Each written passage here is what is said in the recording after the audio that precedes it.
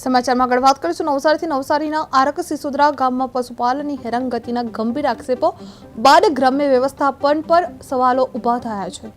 પશુપાલક રશ્મિકાંત રાઠોડનો આક્ષેપ છે કે પરંપરાગત અને કાયદેસર રીતે મળમૂત્ર નાખવા છતાં વ્યક્તિગત અદાવતને કારણે તેમને ધમકીઓ તેમજ નોટિસ આપવામાં આવે છે, જ્યારે ગામના અન્ય લોકોને કોઈ કાર્યવાહીનો સામનો કરવો પડતો નથી।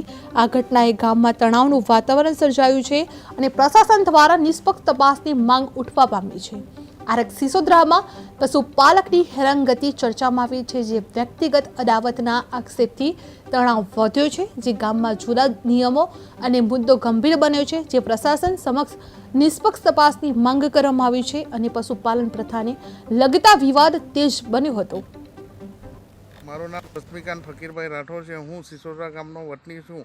હું પશુપાલનનો વ્યવસાય વર્ષોથી કરું છું, પરંતુ અમુક વિરોધી દ્વારા જે ગાય ભેંસનો મળમૂત્ર એક જગ્યાએ સંગ્રહ કરી હું એનો યોગ્ય સમય નિકાલ કરતો આવેલો છું અને અમારા ગામના બીજા પશુપાલકો પણ આ રીતે કરે છે, પરંતુ સરપંચ દ્વારા મને જ એક નોટિસ આપવામાં આવી છે।